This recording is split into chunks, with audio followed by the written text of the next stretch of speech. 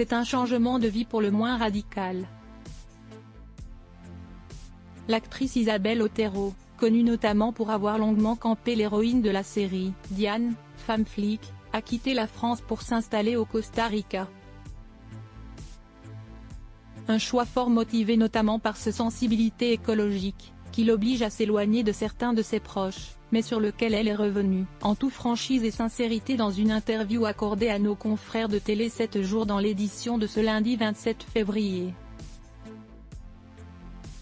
J'arrivais à 60 ans et, comme beaucoup, j'ai eu une phase d'introspection lors du confinement, débute-t-elle.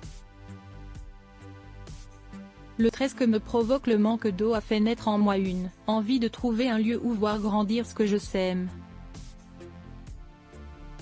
Je ne suis pas là en vacances, mais pour vivre une expérience différente, et retrouver aussi cette langue espagnole, donnée par ma grand-mère, que je parlais peu depuis une vingtaine d'années, développe l'actrice aujourd'hui âgée de 60 ans.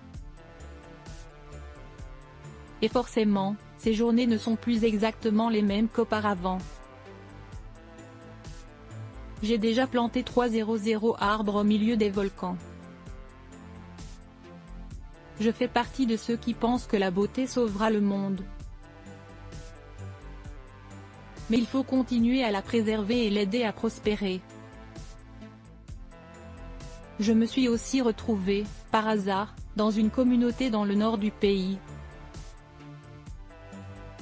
Dans une zone préservée, où il y a des baleines et des pêcheurs artisanaux.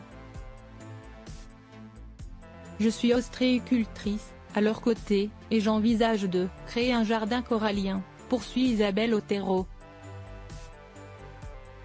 J'ai dit à ma fille que je partais un quotidien bouleversé donc, tout comme les relations familiales, notamment avec sa fille, la célèbre actrice Anna Girardot.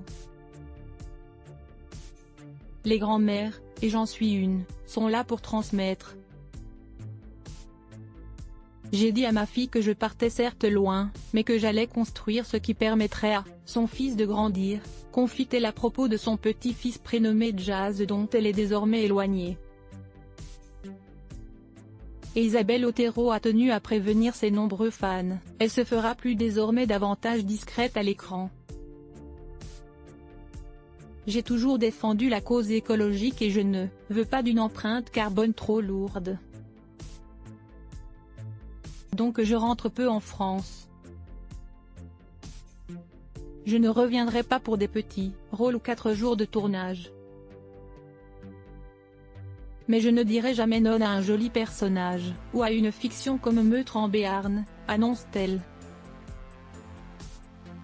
Les producteurs et les réalisateurs sont dorénavant prévenus.